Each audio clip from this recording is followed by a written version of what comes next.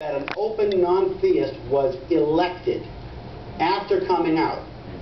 He came out, he won big, he won without incident, and he won without his non-theism being a part of the issue. That's the big picture. He came out as a non-theist. Yeah, I mean, I believe it was over 70% he won. And he won without his non-theism being part of the issue. That's the big deal. 5 more? 20 more? Yeah. There are a lot more congressmen in Congress right now on the Republican and the Democratic side that are non-theistic, that are not quite ready to come out yet. If you suspect that your congressman or senator might be one of those people, it's time to write a letter. Because we have proven beyond a doubt that it is possible to be elected as an atheist in Congress. That's a big step for us to take. It's not unelectable anymore. Atheists are not unelectable anymore. So that I already talked about the past and the present. Now I'm going to talk about the future, moving forward, what's been going on. See, the thing is that we've got this pendulum swinging our way. We're riding a wave. The momentum's on our side. What are we going to do about it? Well, we're going to wait for this thing to change. We all know about the bus ads and the billboards, okay? Now, the bus ads, I want you to see a couple of things about these bus ads and the billboards. There's probably no God, so stop worrying and enjoy your life. Anybody see anything offensive about that? No. Yes. Don't believe in God? You're not alone. Anybody see any way that anybody could be offended by that? I mean, if I wrote the billboards, they wouldn't have said that. And that's exactly right. I would have said the wrong thing. Because there was as benign as possible. This was on the London buses. They were as benign as possible, and they still got complaints. But because the ads were so benign, all the complaints were dismissed. And the UK has gotten amazing results from their advertising campaign. The Italian campaign was halted, guess who? By the Vatican. They don't want that. Washington, D.C., the American Humanist Association, has had all sorts of complaints about nothing in particular. These ads have then gone up in Ohio and Iowa and Kansas, and everybody's getting new members. Where was the bus driver fired?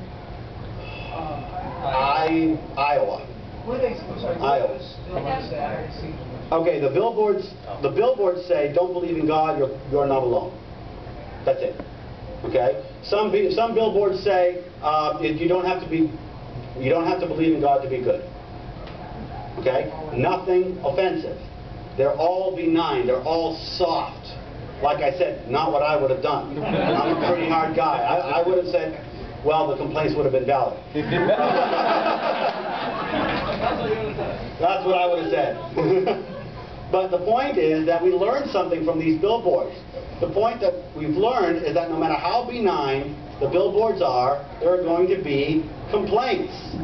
There are always going to be hateful responses because they just don't want us coming out of the closet. Too bad. So the moral of the story is that they're not offended by what we say. They're offended by the fact that we're speaking at all. And that's just too bad. That's just too bad. We will not be silent. One of the things that American Atheists is doing is making sure that we take winnable lawsuits.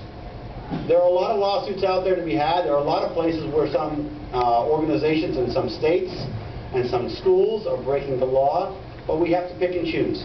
Funds are limited, okay? We can't overstretch ourselves. So we pick lawsuits we can win. Not just lawsuits that we can win for money. There's no money involved in these lawsuits. It's all about civil rights. It's all about doing the right thing. It's all about making sure that rights don't get trampled and that Christians don't get special rights that everybody else don't get. The best example of this is the Kentucky Homeland Security lawsuit. Anybody familiar with this? Okay, so Kentucky, now this is a good example of what went on. 2 years ago, Kentucky, the state of Kentucky Homeland Security passed in this provision as a standard for their law, for their Homeland Security, that they must accept and publicize the fact that Homeland Security is impossible without the help of Almighty God. Now, of course, my immediate response is, of course, what? My God can beat up your God is exactly the last words before a war happens. Okay, that's what happened.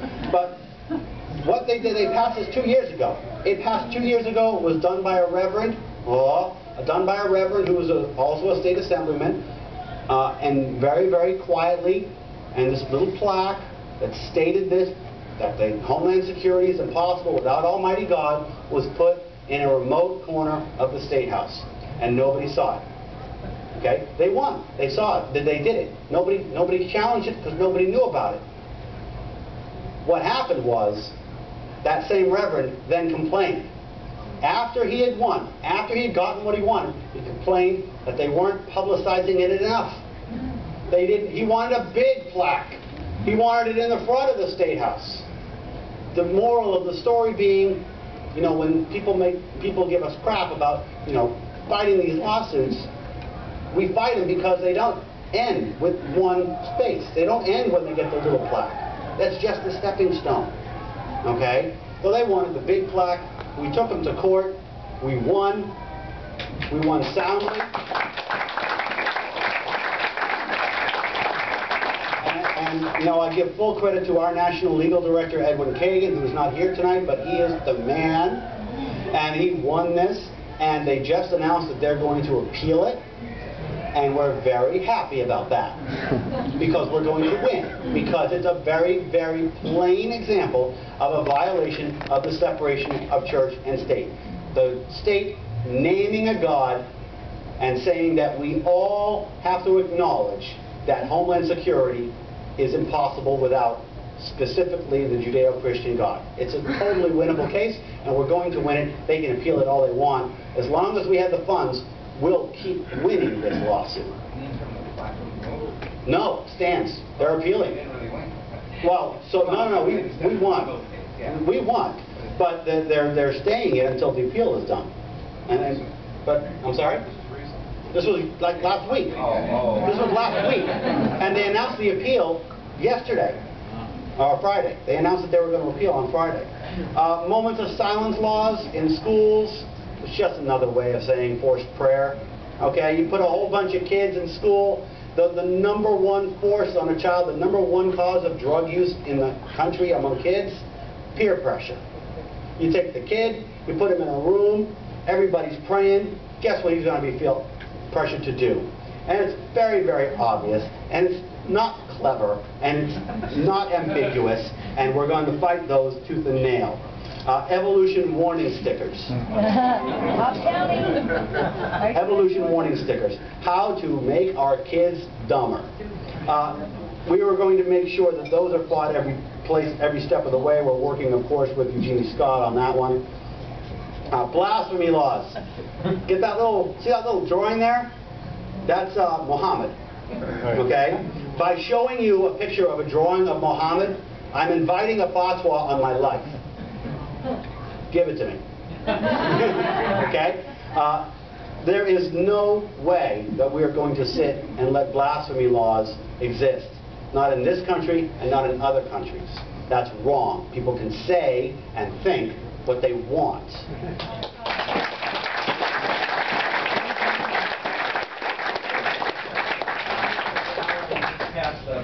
Ireland just passed a blasphemy law, and right now in Pakistan there are 50 people on death row for blasphemy. 12 of them are Muslims, and 10 of them are children. And the UN just passed the blasphemy resolution. That's a non-binding resolution. You're right, Margaret. It's very important that you understand that the blasphemy laws go through the UN and go up and beyond the UN. But the Islamic states pushed this blasphemy law. It's not binding, but it actually is a resolution through the UN stating that members of the UN, member states, need to have blasphemy laws from the UN. They're telling us that we need to have blasphemy laws. Ain't going to happen here. Now, is it really realistic that it's going to happen here? No. There's no support for a blasphemy law here, except, of course, in the Muslim community and in the fundamentalist Christian community. But there's not going to be any support because there's too much law against it. But we're certainly going to stop that from happening in other countries as much as we can. Thankfully, nobody elects fundamentalist Christian. Right. You know, you're making a very good point, and I'm going to digress, and I'm going to say something very, very important. That there's one thing that we've learned from the George W. Bush Obama administration. It is this: we are one election away from a complete moron as president. Okay? Please remember this. As we're in the future, this is let's make sure we understand this, okay? Yeah, this is a good upbeat presentation. We're making good progress. We are one election away from screwing ourselves up really bad again. Keep that in mind. It's a very important point. What? Sarah Palin. Yeah. Intelligent design, that's an easy one. We're fighting that tooth and nail just like we're fighting moments of silence. Intelligent design is not science. It is mythology. It is not respectable. It is not scientifically valid. And it will be taught in the public schools over our dead bodies.